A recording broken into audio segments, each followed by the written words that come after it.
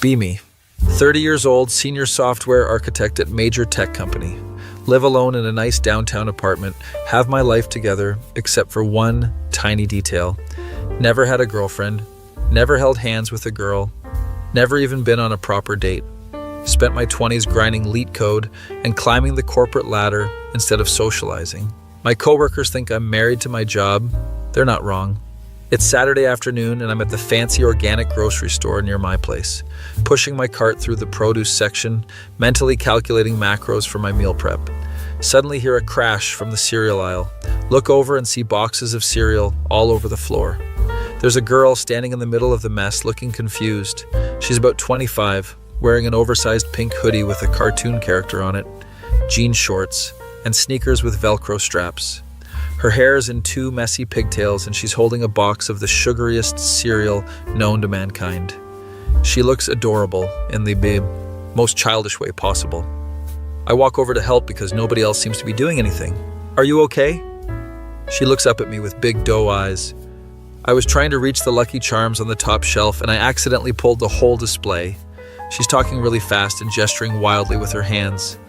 I notice store employees approaching with annoyed expressions. It's fine, accidents happen, let me help you clean up. We start picking up cereal boxes together. She's humming some cartoon theme song while doing it. I'm stacking boxes methodically. She's just tossing them randomly back on the shelf. Do you like Lucky Charms? I love Lucky Charms. The marshmallows are the best part. I always eat those first. She's bouncing on her heels while talking. I usually just eat oatmeal. Oatmeal is boring. You need to live a little. This girl I just met is giving me life advice in the cereal aisle. We finish cleaning up. I grab the Lucky Charms box from the top shelf for her. Thank you. You're really tall. I wish I was tall. She's probably 5'3" at most. I'm about to walk away when she suddenly grabs my cart. Wait, you need to help me shop. I don't know what to get, and my mom gave me a list, but I can't read her handwriting. She pulls out a crumpled piece of paper covered in cursive writing. Before I can respond, she's already pushing my cart toward the dairy section. Come on! I need milk and eggs, and I think it says bread, but it might say beans. This girl has zero boundaries. I follow her because I'm too confused to resist. She's reading the list out loud, squinting at it like it's written in ancient hieroglyphics. Okay, so we need milk. The white kind, not the chocolate kind, even though chocolate milk is superior. She grabs a gallon and tosses it in my cart. That's my cart. We're shopping together now. It's more fun this way. She's already moved on to the eggs. Grabs a carton, opens it to check them, somehow drops it. Eggs everywhere. And employee comes over looking pissed. The girl looks like she's about to cry. I'm so sorry, I was just checking if they were broken. I didn't mean to. I step in because I can't watch this train wreck. I'll pay for the damages, it was an accident. The employee sighs and walks away to get cleaning supplies. The girl looks at me with watery eyes. You're so nice. Most people just yell at me when I break stuff. How often is she breaking stuff that this is a regular occurrence? We continue shopping. She's talking nonstop about random topics. Did you know that dolphins sleep with one eye open? I learned that from a documentary. Well, I didn't watch the whole thing because it was boring, but I remember that part. She's holding up the entire express lane, telling the cashier about her cat. His name is Mr. Whiskers, and he's orange and fat, and he hates everyone except me. The cashier is scanning items with dead eyes. Total comes to $85. She reaches into her pocket and pulls out a $20 bill. Oh no. What? I don't have enough money. Mom gave me 40, but I lost the other 20 somewhere. She's frantically checking all her pockets. People behind us in line are getting impatient. I make a decision that will change my life. I'll cover it. Her face lights up like it's Christmas morning. Really? You're the best. I'll pay you back, I promise. She definitely won't pay me back. I pay for both our groceries. She insists on pushing the cart to the parking lot. She's skipping next to me, humming that same cartoon song. Where's your car? I don't have a car. I walked here. Well, I tried to take the bus, but I got on the wrong one and ended up on the other side of town, so I walked from there. This girl is a walking disaster. That's like 5 miles. How are you going to carry all these groceries? She looks at the bags, then at me. I didn't think about that. Of course she didn't. I'll give you a ride. Yay! I've never been in a fancy car before. Drive a Tesla. It's nice, but not that fancy. We load groceries in my trunk. She immediately starts pressing every button in my car. What does this do? What about this? Oh my gosh, the seat heaters. She's like a kid in a toy store. Where do you live? She gives me an address in a lower middle class neighborhood about 15 minutes away. The whole drive she's telling me about her life. I live with my mom. I had a job at a coffee shop, but I kept messing up orders, so they let me go. Before that, I worked at a pet store, but I let a hamster escape. She says all this cheerfully, like it's completely normal. What do you do? I'm a software architect. What's that? I design and build computer systems. That sounds hard. I'm not good with computers. One time I deleted all my mom's photos trying to play solitaire. How is that even possible? We pull up to a small house with a messy front yard. There's a woman in her 50s sitting on the porch. The girl jumps out of the car. Mom, I made a new friend and he paid for groceries and gave me a ride. I get out to help unload. The mom walks over. She looks tired but kind. Thank you so much for helping, Emma. I was worried when she didn't come back after 2 hours. Emma, okay, now I have a name. It was no problem. Emma's already running into the house with grocery bags. The mom lowers her voice. She has ADHD and dyslexia. Sometimes she gets overwhelmed with tasks. I really appreciate you being patient with her. Suddenly everything makes sense. She seems like a sweet girl. She is. She just struggles with things that come easy to other people. Kids were really cruel to her growing up. Emma comes bouncing back out. Can my friend come inside? I want to show him Mr. Whiskers. The mom smiles. I'm sure he's busy, Emma. I should leave. I have meal prep to do, code to review, a normal Saturday evening to get back to. I have a few minutes. Emma squeals and grabs my hand. I freeze. A girl is holding my hand. Granted, she's dragging me into her house to show me her cat, but still, this is the most physical contact I've had with a woman who isn't my mother in years. Their house is cluttered but cozy, lots of colorful decorations and photos on the walls. Emma is still holding my hand, leading me to the living room. There's a massive orange cat sleeping on the couch. That's Mr. Whiskers. Isn't he perfect? The cat opens one eye, looks at me with disdain, goes back to sleep. He's great. Emma plops down on the couch next to the cat, patting the spot next to her. I sit down. She immediately starts talking about every thought in her head. Do you like cats? I love cats. Dogs are okay too, but cats are better because they're soft and they purr and oh my gosh, have you ever seen a cat video where they get scared of cucumbers? She's pulling out her phone showing me videos. I'm sitting in a stranger's house watching cat videos on a Saturday afternoon. This is the weirdest my life has ever been. Her mom brings us lemonade and cookies. Emma talks about wanting to make friends, but it's hard for her. People don't always understand her. Emma is now showing me her collection of stuffed animals. This is Mr. Floppy, and this is Princess Sparkles, and this is Detective Buttons because he looks serious. She's holding up various worn stuffed animals. I'm a 30-year-old man sitting in a living room being introduced to stuffed animals, but somehow it's not terrible. Emma is genuinely happy, no pretense, no games, just pure, unfiltered joy about simple things. It's refreshing compared to my usual interactions with people.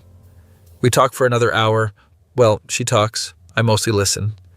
I learned that her favorite color is pink, she loves cartoon movies, she's scared of thunderstorms, and she once tried to dye her hair purple, but it turned green. Finally, I tell her I need to go. She walks me to the door. Will I see you again? There's genuine hope in her voice. Maybe, if we run into each other at the store. Can I have your phone number? Then we can be real friends. She hands me her phone. It has a case covered in glitter and stickers. I put my number in. Text me anytime. I drive home wondering what just happened, get back to my apartment, put away my groceries that I forgot about. My phone buzzes. It's a text from an unknown number. Hi, it's Emma. Thank you for being nice to me today. You're my favorite person I met this week. Also, Mr. Whisker says hi. I stare at my phone, respond with, Hi, Emma. Glad I could help. She immediately texts back, Do you want to hang out tomorrow? We could go to the park. I love the park. There's ducks. I have plans tomorrow. Those plans are sitting at home, optimizing my investment portfolio. Sure, what time? 2 p.m. I'll meet you at Riverside Park. Bring bread for the ducks. Yay, 2 p.m. I'll meet you at Riverside Park. Bring bread for the ducks. What am I doing with my life? Sunday comes, I show up at the park with a bag of bread. Emma is already. They're wearing a sundress covered in flowers. She waves enthusiastically when she sees me. We spend 3 hours feeding ducks. She names every single duck. That one is Gerald, he's the grumpy one. And that's Patricia, she's the mom. And those babies are Tom, Jerry, and Sparkles. She's throwing bread with the enthusiasm of someone at a rock concert. A duck bites her finger. She screams, but then laughs. Gerald is mean. After the park, we get ice cream. She orders a triple scoop with every topping available, gets it all over her face within seconds. Hands me her phone. Take a picture. I want to remember today. I take the photo. She immediately posts it somewhere with a caption I can't read before she puts her phone away. You're really quiet. Do you not like talking? I'm just not used to this much social interaction. That's okay. I can talk enough for both of us. She proceeds to prove this statement. Tells me about her entire childhood, her favorite TV shows, her opinions on every animal at the zoo, her thoughts on why pizza is the perfect food. I'm learning more about this random girl in one day than I know about coworkers I've had for years. Walk her home, she stops at her front door. Today was the best day ever. Can we hang out again? Yeah, sure. She hugs me suddenly. I stand there stiffly, not knowing what to do with my arms. She doesn't seem to notice. You're the nicest person ever. Bye, runs inside. I walk back to my car in a daze. This becomes our routine. We hang out every weekend. The grocery store, the park, the mall, the arcade. Emma has the attention span of a goldfish, but infinite energy. She'll be talking about movies then, suddenly, look at that cloud. It looks like a dinosaur. She trips over nothing at least 5 times per outing, spills drinks, drops food, walks into glass doors. I've become her unofficial handler. My coworkers notice I'm less available on weekends. Got a girlfriend? One asks jokingly. Something like that. I'm not sure what we are. We hold hands when we walk. She hugs me constantly. She texts me 50 times a day. But we never talked about being anything official. One Saturday, we're at the movies watching some animated film she insisted on seeing. She's completely engrossed, eating popcorn by the handful. Occasionally, she grabs my arm during exciting scenes. After the movie, she's crying. The dog almost died. That was so sad. I hand her napkins. But he didn't die. He was fine at the end. But he almost died. She's sobbing in the theater lobby over a fictional animated dog. People are staring. I guide her outside. She's still sniffling. We sit on a bench. She leans against my shoulder. You must think I'm so stupid for crying over a cartoon. I don't think you're stupid. Everyone else does. People at my old jobs, kids in school, even some family members think I'm dumb. She's not crying about the dog anymore. You're not dumb. You just process things differently. You really think so? Yeah. She looks up at me. I really like you, like really like you. You don't treat me like I'm broken. My heart is pounding. I really like you too. She sits up straight, eyes wide. Like? Or just like? I'm 30 years old and we're having a middle school conversation. Like. She launches herself at me in a hug. We're both falling off the bench, land on the grass. She's on top of me laughing. People walking by are definitely judging us. Does this mean we're boyfriend and girlfriend? If you want to be. Yes, I have a boyfriend. This is the best day of my life. She's yelling this to the entire park. I'm laying on the ground having an existential crisis about how I got here. That was 3 months ago. Now it's a regular Tuesday evening and I'm at Emma's house for dinner. Her mom made spaghetti. Emma has sauce all over her face. Tell him about the thing, Mom. Emma's mom puts down her fork. Actually, I did want to talk to you about something. Oh no. Emma really cares about you, and I can see you care about her too. Emma is nodding enthusiastically. I know Emma can be a lot to handle. She needs patience and understanding, but she has the biggest heart of anyone I know. Mom, stop! You're embarrassing me.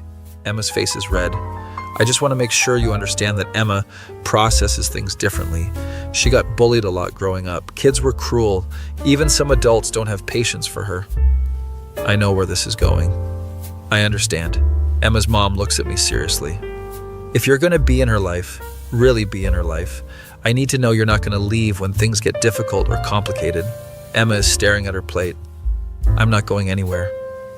Emma looks up, eyes watery. Really? Really.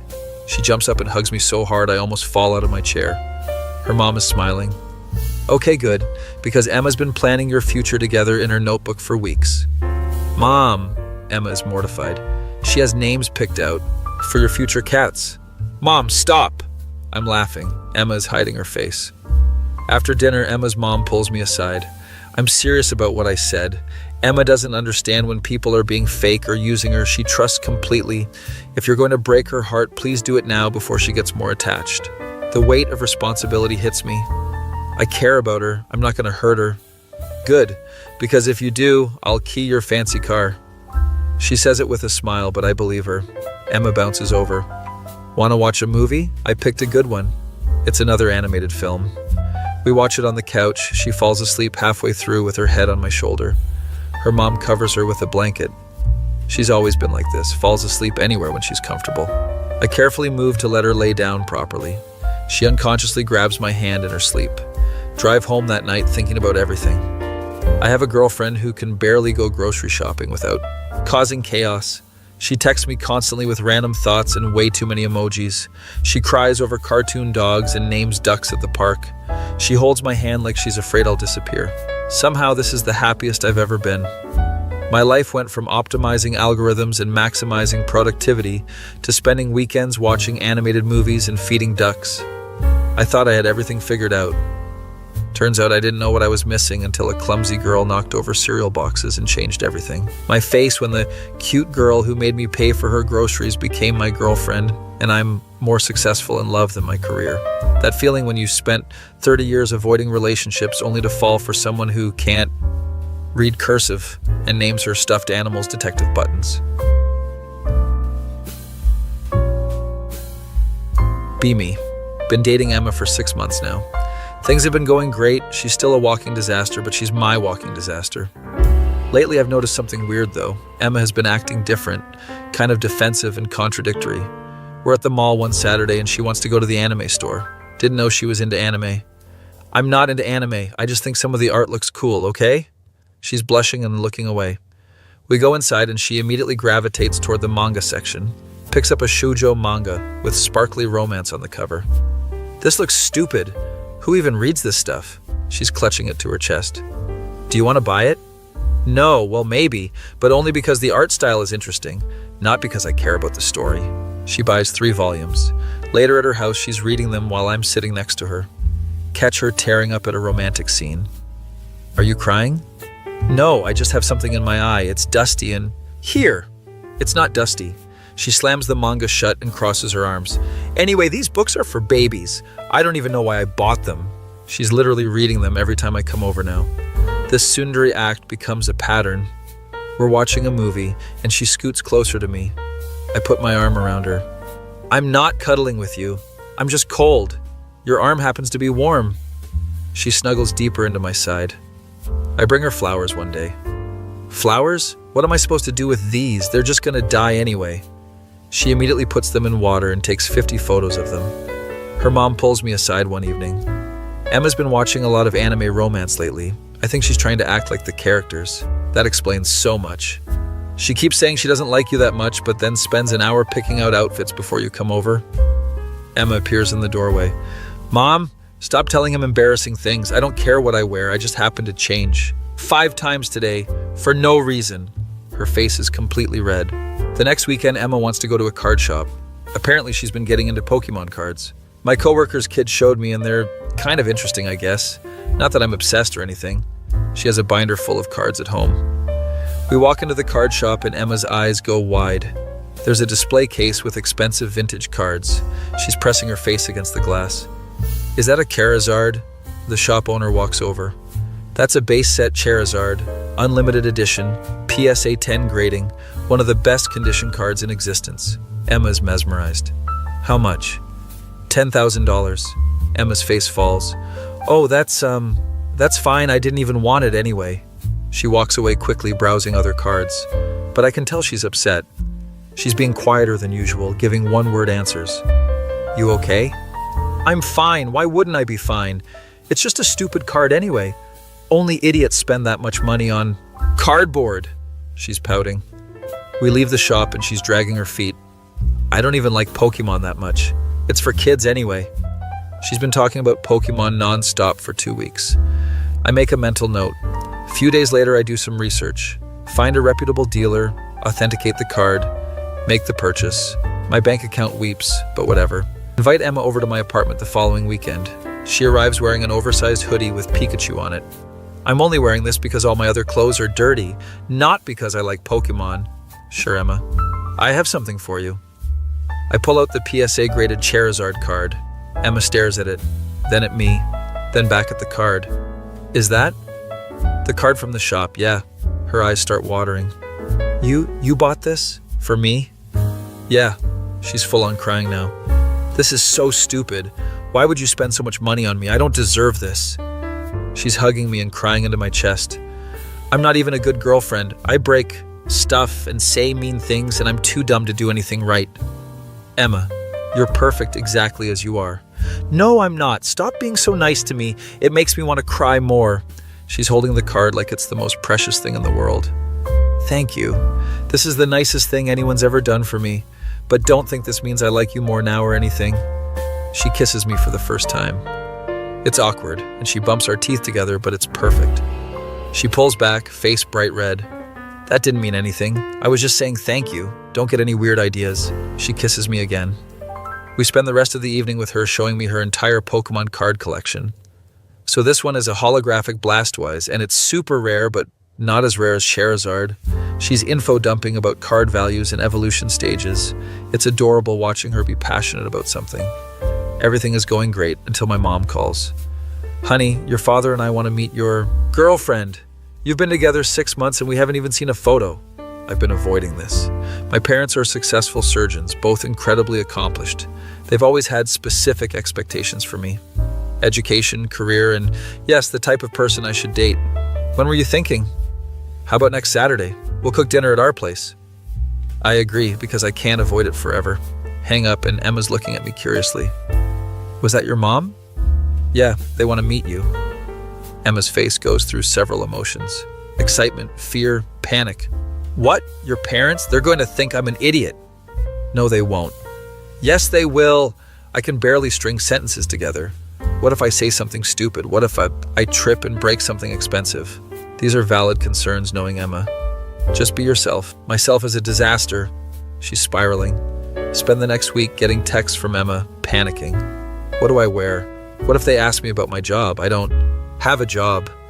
What if they ask about my education? I barely graduated high school. What if they hate me and tell you to break up with me? I reassure her constantly, but she's convinced this is going to be a catastrophe. Saturday arrives. I pick Emma up. She's wearing a nice dress, actually looks put together. You look great. Whatever, it's not like I tried hard or anything. This was just in my closet. Her mom told me she went shopping specifically for this. Entire drive to my parents' house, Emma is fidgeting. What if I use the wrong fork? Rich people have like 50 forks, right? Emma, relax. I can't relax. Your parents are going to think you're dating a complete moron. We pull up to my childhood home. It's a large house in an expensive neighborhood. Emma's eyes go wide. You grew up here? This is like a mansion. It's just a house. No, it's not. We walk to the door. Emma's gripping my hand so tight it hurts. My mom opens the door before we even knock. There you are? Come in. My mom is dressed elegantly as always, taking in every detail of Emma. You must be Emma. We've heard so much about you. Emma's voice comes out higher than normal. Nice to meet you, Mrs. Anderson. We used fake names for privacy, but you get it. My dad appears from the study. He's tall, intimidating, wearing an expensive sweater. So this is the famous Emma. He shakes her hand. Emma looks terrified. We sit in the living room making small talk. Emma's being uncharacteristically quiet. My mom is asking polite questions. So, Emma, what do you do for work? Emma's face goes red. I'm between jobs right now. I worked at a coffee shop, but it didn't work out. And before that, I was at a pet store, but I'm looking for something new. She's talking too fast. My mom smiles, but I can see the judgment. I see. And what are you interested in pursuing? Emma looks panicked. I don't really know. I just like helping people and animals, and I collect Pokemon cards? Why did she phrase that as a question? My dad raises an eyebrow. Dinner is served and it's fancy. Multiple courses, wine I know Emma won't drink, complicated silverware arrangements. Emma's staring at the forks in confusion. I quietly show her which one to use first. She's cutting her food very carefully, concentrating hard. My mom launches into talking about their recent medical conference. My dad discusses a complicated surgery he performed. They're both brilliant and accomplished and making it very clear. Emma's shrinking in her seat. So, Emma, Where did you go to college? My mom asks. I didn't go to college. I graduated high school and then tried to work. The silence is heavy. My parents exchange a look. I see. Education isn't for everyone, I suppose. The condescension is barely hidden. Emma's eyes are watering, but she's trying to hold it together. Emma has ADHD and dyslexia. School was difficult for her, but she's incredibly kind and creative. I jump in to defend her. My mom's smile is so tight. That's wonderful, dear. Everyone has their strengths. It doesn't sound like a compliment. After dinner, my parents asked to speak with me privately. Emma stays in the living room looking miserable. My mom doesn't waste time. She seems very sweet, but is she really the right fit for you? What do you mean? My dad crosses his arms. You're a successful software architect. You have a bright future. You need someone who can match your ambition and intellect. I'm getting angry. Emma is smart in her own way. I'm sure she is, but let's be realistic. You two come from very different backgrounds, have very different capabilities. My mom puts her hand on my arm. We just want what's best for you. Remember Jennifer? Dr. Martinez's daughter? I remember Jennifer vaguely from childhood. She's doing her residency in neurology, brilliant girl, accomplished, well-educated. Oh no. We ran into her mother last month and Jennifer is actually moving back to the area. We mentioned you and she was interested in reconnecting. Mom, I have a girlfriend. Yes, but Jennifer would be such a better match. Similar backgrounds, similar education levels, similar goals. My dad nods in agreement. At least meet with her, coffee or lunch, just to catch up as old friends. I'm not interested. Don't be hasty. Jennifer is exactly the type of woman we always envisioned for you. The type they envisioned, not what I want. Emma is who I want to be with. My mom sighs. We're just looking out for you. Emma seems lovely, but think about the future. What happens when you want to have intellectual conversations? When you need a partner who can navigate professional social events? Emma is capable of all that. Is she, though? She couldn't even answer basic questions about her career aspirations. I'm done with this. Because she was nervous meeting you. You were clearly judging her from the moment we walked in. We were not judging, we were assessing. That's the same thing. My mom looks hurt. We raised you to have standards, to want excellence. Emma is a sweet girl, but she's not on your level. The words hit like a punch. Not on my level? What does that even mean? You know exactly what it means. You worked hard your entire life, graduated top of your class, built a successful career. And Emma works hard every day just to do things that come easily to other people. My dad interrupts. We understand you care about her, but infatuation fades. You need substance, compatibility, someone who challenges you intellectually. Emma challenges me in ways you don't understand. She's taught me there's more to life than careers and achievements. My mom shakes her head. You're not thinking clearly. Just meet with Jennifer, that's all we ask. No. Jennifer is flying in next week specifically because we told her about you. What? You set up a meeting behind my back? We just mentioned you might grab coffee as old friends. Unbelievable, I'm leaving. I storm out to the living room. Emma's sitting on the couch looking at her phone. She looks up when I enter, sees my face. We're going. We walk out, my mom calling after us. Think about what we said. Jennifer arrives Thursday. I'm fuming the entire drive. Emma's silent, which is unusual. Finally, she speaks quietly. They hate me, don't they? They don't hate you. They're just being difficult. They think I'm not good enough for you. And they're right. Emma, don't. Tears are streaming down her face. I'm not smart like them. I can't even read properly. I don't have a fancy job or degree or anything impressive. I pull over to the side of the road. Listen to me. You are good enough. You're better than good enough. No, I'm not. Your parents want you to date some smart doctor girl, and I can't even work at a coffee shop without messing up. She's sobbing now. I don't care what my parents want. I care about you. But what if they're right? What if you realize I'm just holding you back? You're not holding me back. You make my life better. How? By breaking things and needing help with everything? I grab her hands. By showing me that success and intelligence aren't the only things that matter. By being genuine and kind and making me laugh. By teaching me to appreciate simple things like feeding ducks and watching cartoons. She's looking at me with those big, watery eyes. Really? Really. I was successful and accomplished and miserable before I met you. But that Jennifer girl sounds perfect for you. I don't want perfect, I want you. Emma launches herself at me in a hug. You can't say romantic stuff like that. It makes me want to cry and then I'll get snot everywhere. She's crying and laughing at the same time. We sit in the car for 20 minutes while she calms down.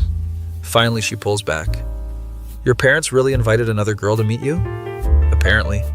That's so rude. I don't know what I should do, but something. Despite everything, I laugh. Emma crosses her arms. It's not funny. Some fancy doctor girl is trying to steal my boyfriend. She's not stealing anything. I'm not meeting with her. You better not. Because if you do, you'll what? I'll be really sad and I'll cry and then you'll feel guilty. That's your threat? I'm not good at threats, okay? The next week is tense. My mom keeps calling. Jennifer's in town, just one coffee. I don't answer. She shows up at my apartment unannounced with Jennifer. I open the door to find both of them standing there. Jennifer is exactly as advertised. Beautiful, well-dressed, confident. Hi, I hope you don't mind us dropping by. Your mom thought it would be nice to surprise you. I mind very much. I'm actually busy right now. Oh, this will just take a minute. I wanted to catch up. It's been so long. My mom is smiling like she's won something. Jennifer walks past me into my apartment without invitation.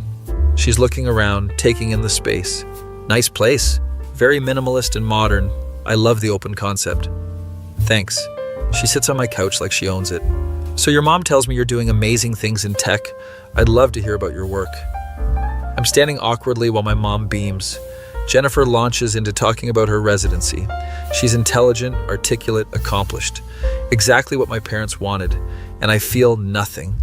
She's talking about neural pathways, and I'm thinking about Emma's stuffed animal collection. My mom notices I'm not engaged. Why don't you two go grab lunch? Get to know each other properly. Before I can refuse, my apartment door bursts open. It's Emma. She has a key now, apparently. She's wearing pajama pants and an oversized anime shirt, hair in a messy ponytail. She freezes when she sees everyone. Oh, I didn't know you had company. Your mom texted me the address and I thought, wait, why did your mom text me? She pulls out her phone, squinting at it. Oh no, this is your mom texting. Thought it was my mom. She can't tell the difference between contacts. My mom's face is priceless. Jennifer is looking at Emma with barely concealed confusion. Emma notices the tension. Did I interrupt something? I can leave. I just wanted to bring you this manga I finished. She's holding up a shoujo manga with sparkly romance on the cover. You said you wanted to read it, but I wasn't paying attention to whether you actually said that or if I imagined it. Jennifer stands up. I'm sorry, who is this? Emma looks at her, then at me, then at my mom. I'm Emma. I'm his girlfriend. Who are you? Jennifer extends her hand professionally. Jennifer Martinez, old family friend. Emma shakes it enthusiastically. Nice to meet you. That's a fancy outfit. I wish I could wear fancy things, but I always spill stuff on them. The room is awkward. My mom tries to salvage the situation. Emma, dear, we were just having a conversation. Perhaps you could come back later? Emma's face falls. She's not stupid. She can tell something is happening. Oh, okay, I'll go. She turns to leave and I make a decision. Emma, wait. She stops. I walk over and take her hand. Actually, Mom, Jennifer, I need you both to leave. My mom's eyes go wide. Excuse me? Emma is my girlfriend. I'm not interested in Jennifer. I'm not interested in anyone else. And I'm tired of you trying to interfere. Jennifer has the grace to look embarrassed. I didn't realize your mother made it sound like you were single. I'm so sorry. It's fine, but I need you to go. Jennifer leaves quickly. My mom is still standing there. This is a mistake.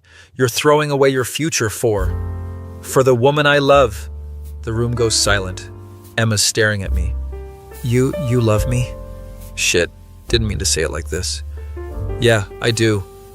Emma's eyes are filling with tears. That's so stupid. You can't love someone like me. Too late. She's crying now. My mom looks between us. You're really choosing her? Yes. Then I hope you know what you're doing. She leaves. Emma and I stand in my apartment. Did you really mean that? About loving me? Every word. Even though I'm dumb and clumsy and can't do anything right? You're not dumb, you're Emma, and that's exactly who I want. She throws her arms around me. I love you too, even though you're too nice and too patient and you make me feel things I don't know how to handle. We stand there hugging for a long time. So your mom tried to set you up with another girl? Yeah, that's messed up. I know. What are we going to do about your parents? I don't know. Give them time to come around, I guess. Emma pulls back, looking determined. I'm going to prove to them I'm good enough for you. Emma, you don't have to prove anything.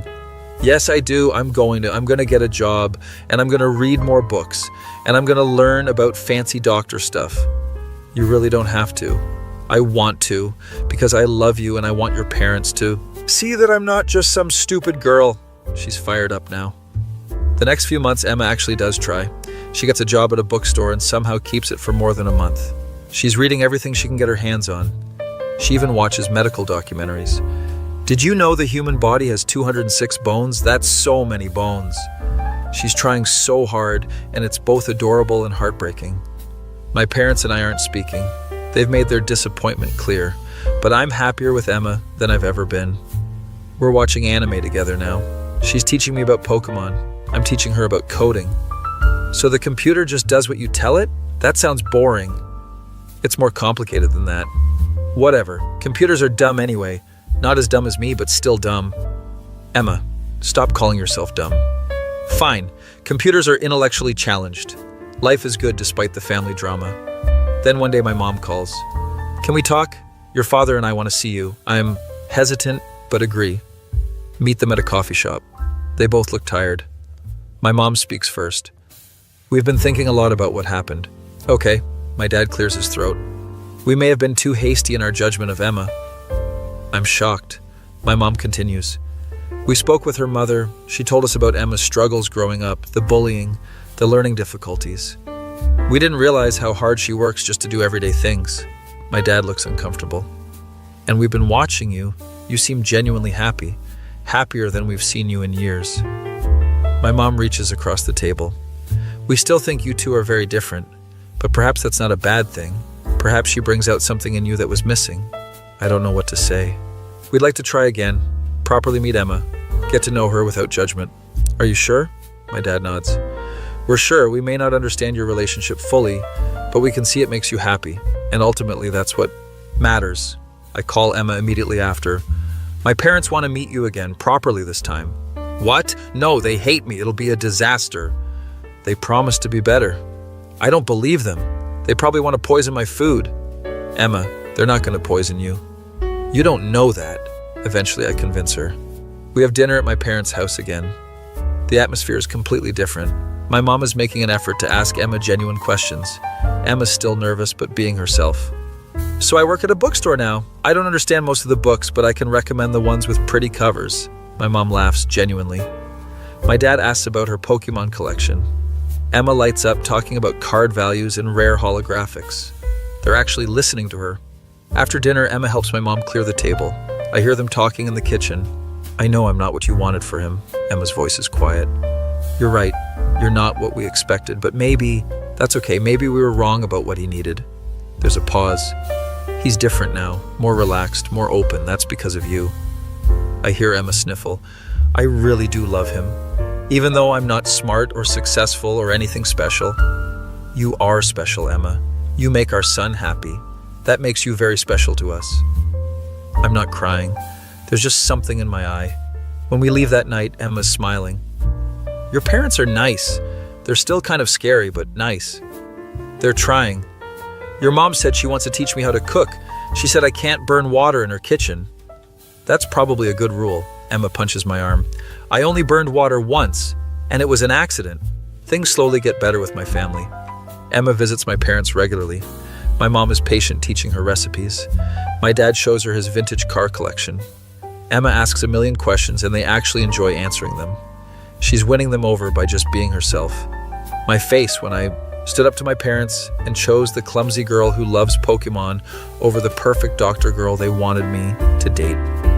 That feeling when your family finally accepts your girlfriend and you realize sometimes the best relationships are the ones nobody expects.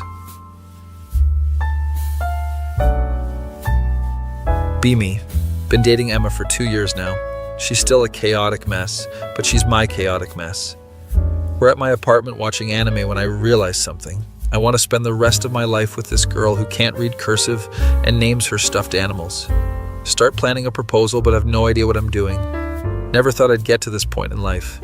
Spend weeks researching rings, looking up proposal ideas, getting increasingly anxious. Emma notices I'm acting weird. Why are you being so quiet lately? Are you sick? Do you have a terminal illness? Are you dying? She escalates quickly. I'm fine, Emma. Just thinking about work stuff. You're lying. I can tell because you do this thing with your eye when you lie. I don't do a thing with my eye. What thing? I don't know the thing. The lying thing. Are you breaking up with me?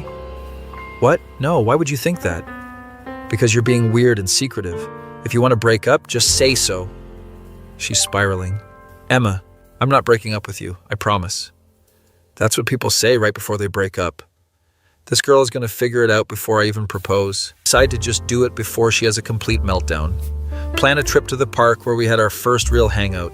Tell her we're going to feed the ducks for old time's sake. It's too cold for ducks. They're probably all frozen. We're going to find duck popsicles. Emma, ducks don't freeze. You don't know that. Have you asked a duck? We get to the park. It's a nice Saturday afternoon. The ducks are there, very much not frozen. See? Duck popsicles. Oh wait, they're moving. Never mind. We feed the ducks. Emma's talking to them like always. Hi Gerald, you got fat. Good for you. Patricia, your babies are all grown up now. She remembers the names she gave random ducks 2 years ago. I'm so nervous I'm sweating despite the cold weather. Emma, can we sit on that bench for a minute?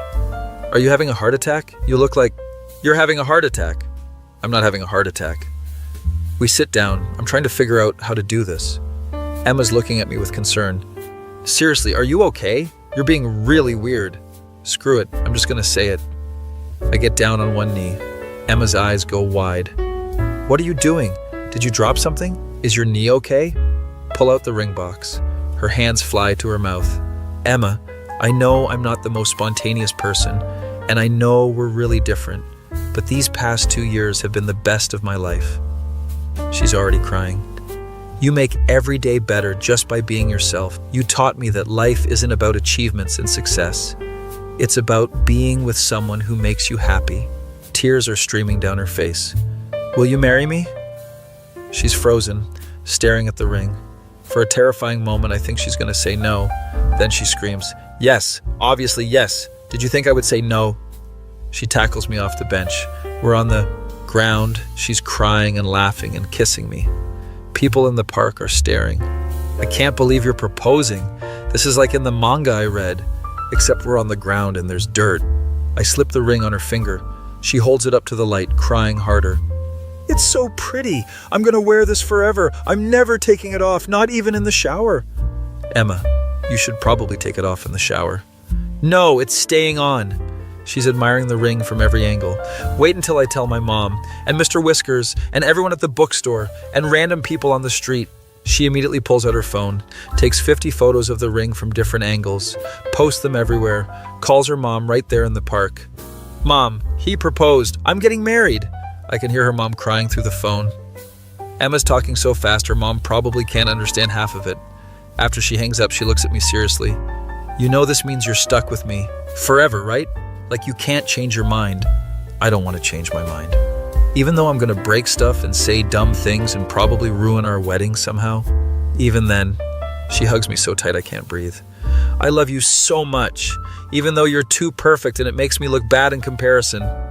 Emma, you're perfect too. No, I'm not. Stop saying nice things. Typical Emma. The next few months are wedding planning chaos.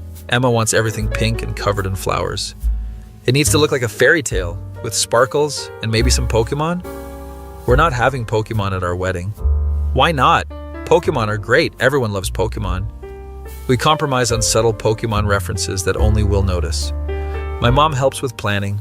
She and Emma have gotten surprisingly close. Emma, dear, we can't have a chocolate fountain and a candy bar and an ice cream station. Why not? People need options. Because everyone will get sick.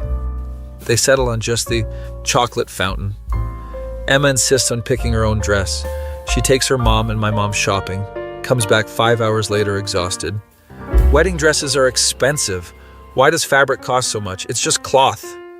She found one she loves though, refuses to let me see it. It's bad luck. You'll see it on the wedding day. If you see it before, we'll get cursed. That's just a superstition, Emma. Do you want to risk a curse? I don't. She's taking this very seriously. The wedding planning reveals new sides of Emma. She's actually organized when it comes to things she cares about. Has a binder full of ideas, swatches, photos. Granted, half the pages have doodles in the margins, but still. So I was thinking for flowers we could have roses and tulips and these things called peonies. She's been researching flowers for weeks. Whatever you want. No, you have to have opinions too. This is our wedding, not just my wedding.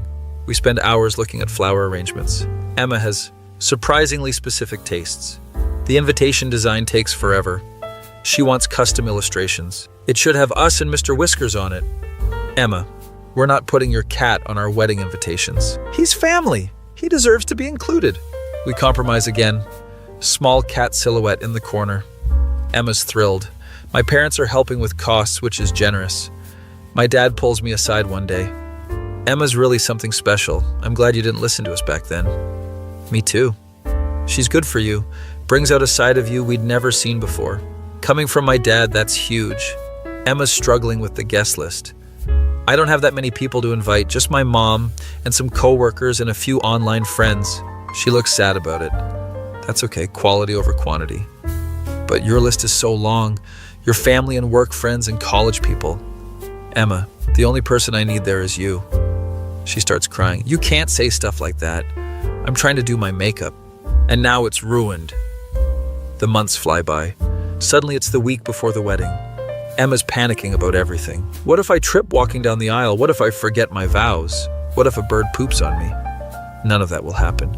You don't know. Birds are chaotic. They can strike at any moment. She's been writing and rewriting her vows obsessively. Catches me trying to peek at them. No looking. These are private until the wedding. She clutches the notebook to her chest. The night before the wedding, we're not supposed to see each other. Tradition and all that. Emma calls me at 11 p.m. I can't sleep. What if something goes wrong tomorrow? Nothing's gonna go wrong. You can't promise that. Chaos follows me everywhere. We talk on the phone for 2 hours. She tells me about every worry, every fear, every anxious thought. What if you realize at the altar that you made a mistake? Emma, marrying you is the best decision I've ever made. We're not married yet. You could still run away. I'm not running anywhere. Finally, she calms down enough to sleep. Okay, I'm going to try to sleep now. Tomorrow we're getting married. That's so weird. Good weird or bad weird? The best weird. Good night. I love you. Don't forget to show up tomorrow. I won't forget, Emma. Wedding day arrives. I'm at the venue early, making sure everything's set up. My best man, a coworker, is helping me with my tie. Nervous? Terrified. She's a great girl, you're lucky. I know. Guests start arriving. The venue looks amazing. Emma's vision came to life. Pink flowers everywhere, soft lighting, subtle sparkles. There's tiny Pokemon hidden in the decorations that make me smile. Ceremony is starting soon. I'm standing at the altar, trying not to pass out from nerves. Music starts playing. Everyone stands up. Then I see her. Emma's walking down the aisle with her mom. Her dress is simple but beautiful, flowers in her hair. She's glowing. She's also clearly trying not to. Cry and failing. Her mom hands her off, whispers something that makes Emma laugh through her tears. She stands across from me, gripping her bouquet so tight I'm worried she'll crush it. Hi, she whispers. Hi. The officiant starts talking, but I'm just staring at Emma. She's mouthing the words along with the officiant. We get to the vows. I go first, manage to get through mine without my voice shaking too much. Then it's Emma's turn. She pulls out a crumpled piece of paper. Her hands are shaking. Okay, so I wrote this down because I knew I'd forget everything. People laugh. She clears her throat. When I met you, I was buying Lucky Charms and caused a huge mess, which is basically how my entire life works. More laughter. I never thought someone like you would want to be with someone like me. You're smart and successful and you have your life together. Her voice is cracking.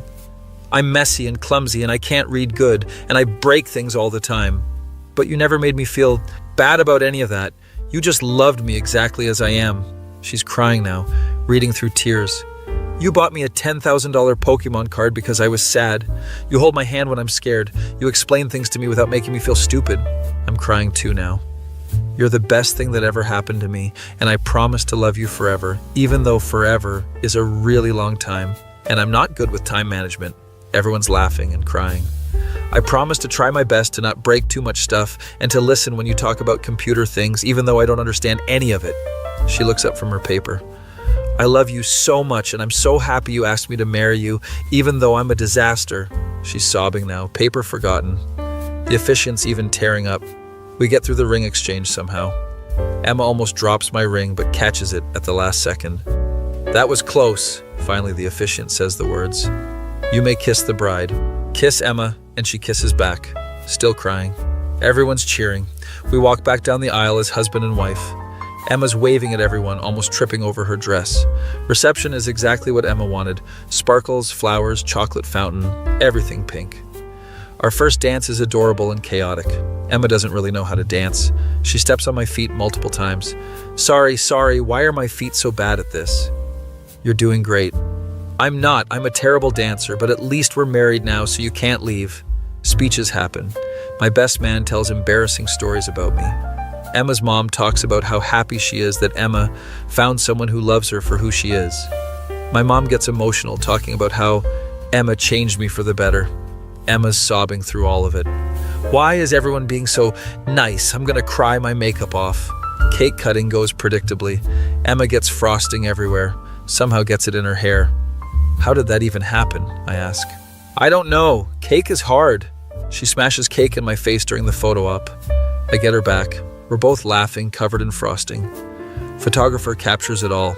These photos are going to be ridiculous and perfect. Later in the evening, Emma's pulled me to the side. I can't believe we're actually married. Like, officially married. I know. You're stuck with me forever now. No takebacks. No takebacks. She shows me her ring for the 100th time today. Look how sparkly it is. I'm married. I have a husband. She's still in awe. We dance more, eat too much cake, talk to guests. Emma tells everyone the story of how we met. Each version gets more exaggerated. And then I made him buy like $100 of groceries. It was $85. And he drove me home in his fancy car, and I thought he might be kidnapping me, but he was just being nice. That's not how she felt at the time. My parents are on the dance floor with Emma's mom. They've become friends over the planning process. My dad's actually smiling genuinely. Emma notices too. Your parents are having fun. I didn't think that was possible. They like you a lot, Emma. They tolerate me. There's a difference. No, they really like you. She looks at them, then at me. I'm really glad they gave me a chance. I know I'm not what they wanted for you. You're exactly what I needed. She hugs me tight. Stop being so perfect. It's not fair. The night winds down. We say goodbye to guests. Emma hugs everyone multiple times. Thank you for coming. I love you. This was the best day ever. Finally, it's just us. We're standing in the empty venue. Emma's holding her shoes, barefoot, hair falling out of its style. She looks beautiful and exhausted. We did it. We're married. We are. I didn't trip down the aisle or drop the ring or get bird pooped on. You did great. I did. I was so worried I'd mess everything up, but it was perfect. We walk to the car. Emma's still holding her shoes. Can we get McDonald's? I'm starving. I barely ate at the reception. You ate 3 plates of food. That was hours ago. We go through the drive-thru in our wedding attire. The worker's face is priceless. Congratulations. Thank you. We just got married. Give us all the nuggets. We eat McDonald's in the parking lot. Emma in her wedding dress. Me in my tux. She's got a chicken nugget in one hand, showing me her ring with the other. Best day of my life. Even better than the day you bought me the Charizard card. That was a good day. This is better, though, because now we're married. She says it like she still can't believe it. We drive to the hotel where we're staying before our honeymoon. Emma falls asleep in the car. I carry her inside. She's still clutching her McDonald's bag. Next morning, we're flying out for our honeymoon. Emma's never been on a plane before. She's terrified. What if it crashes? What if we fall out? What if the wings fall off? None of that is going to happen. You don't know that. Planes are basically flying metal death traps. She grips my hand during takeoff so hard I lose circulation. But once we're in the air, she's fascinated. Look at the clouds! We're in the sky! This is so cool! Presses her face against the window like a kid.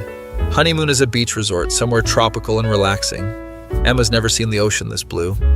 It's like a painting. Is this real? This can't be real. She runs into the water fully clothed. I follow her because why not? We spend a week doing nothing but relaxing. Emma collects shells obsessively.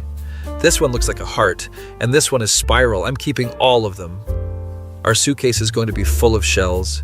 We try snorkeling. Emma panics and grabs onto me. There's fish, so many fish. They're everywhere. That's kind of the point, Emma. They're looking at me. Why are they looking at me? Eventually she calms down and loves it. Takes underwater photos with a disposable camera we bought. Half of them are going to be blurry, but she doesn't care.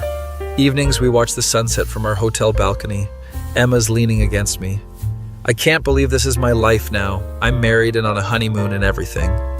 Better than you expected? So much better. I thought I'd be alone forever. She's playing with her wedding ring. Everyone always said I was too much to deal with, too difficult, too annoying. You're not too much. I am, but you like me anyway. I love you anyway. Same thing. Last day of the honeymoon, Emma's sad to leave. Can we just stay here forever? Just live on the beach? We have to go home eventually. Why? Home doesn't have a beach or clear water or those little crabs. Home has Mr. Whiskers. She perks up immediately. Oh no, Mr. Whiskers, my mom's been watching him, but he probably hates me now for leaving. Pretty sure the cat doesn't hate her. We fly back. Emma's less scared of the plane now. She still grips my hand during landing though. When we get home, Emma immediately runs to see Mr. Whiskers. The cat looks at her with complete indifference. Mr. Whiskers, I missed you. She's squeezing the cat who looks deeply annoyed. We settle into married life. It's not that different from dating, honestly. Except now Emma refers to me as my husband, constantly. My husband is picking me up. My husband bought me this. My husband says I can't adopt another cat. She loves saying it. We move into a bigger apartment together. Emma insists on decorating. It's pink, chaotic, covered in her collections. Pokemon cards, manga, stuffed animals everywhere. But it's home. My parents visit regularly. My mom teaches Emma how to cook different recipes. Emma burns most of them, but she's trying. I followed the recipe exactly. She can't read the measurements properly. My dad shows Emma his old coin collection. She's genuinely interested, asking questions. They bond over collecting things. One Sunday dinner at my parents' house, my mom brings out old photo albums. Emma's fascinated looking at pictures of me as a kid. You were such a serious child. Look at this face. I was concentrating. On what? You're like 5 in this photo? Everyone's laughing at my childhood photos. My mom pulls Emma aside later. I overhear their conversation. I want to apologize again for how we treated you initially. It's okay. I get it. I'm not exactly daughter-in-law material. You're exactly the right person for our son. We just couldn't see it at first. I still can't believe he married me sometimes. Emma, he's lucky to have you. Emma's crying. My mom's hugging her. These two have come so far. A few months into marriage, Emma comes home from the bookstore, excited. Guess what? What? I got Employee of the Month. Me, Employee of the Month. She's waving a certificate. My manager said I'm really good with customers and I haven't broken anything in weeks. I'm so proud of her. She hangs the certificate on our fridge, takes photos, sends them to everyone she knows. She's growing and changing, becoming more confident, still clumsy, still impulsive, still Emma, but she believes in herself more now. One evening we're watching anime. Emma's cuddled against me. Do you ever regret it? She asked quietly. Regret what? Marrying me, choosing me over what your parents wanted, all of it. I turned to look at her. Never, not even once. Really? Even when I break your fancy tech stuff? Even then? Even when I can't understand your work stuff and you have to explain everything 3 times? Even then? Even when I wake you up at 3 a.m. because I had a nightmare about ducks? That happened once, and yes, even then. She smiles. Good, because you're stuck with me forever. That's the plan. She goes back to watching anime. I look around our chaotic apartment. Pokemon cards on the coffee table. Emma's work uniform thrown over a chair. Manga stacked everywhere. Her collection of shells from our honeymoon on the windowsill. It's messy and disorganized and perfect. 2 years ago, I was a lonely workaholic who thought success was everything. Then a girl knocked over cereal boxes and changed my entire life. She taught me that love isn't about finding someone perfect. It's about finding someone whose imperfections fit perfectly with yours. Emma sniffles, crying at whatever anime scene is playing. Hands me her phone without looking. Take a picture of the TV. I want to remember this sad part. I take the photo. She immediately posts it somewhere with a long caption I can't read. What did you write? I said that anime is making me cry and my husband doesn't understand why I'm emotional. I understand. The character just died. It's symbolic of loss. She's sobbing now. I hand her tissues. This is my life now. Comforting my wife while she cries over fictional characters. Wouldn't change it for anything. My face when I married the girl who made me pay for her groceries, and she's the best decision I ever made. That feeling when you realize that sometimes the most chaotic people bring the most peace into your life.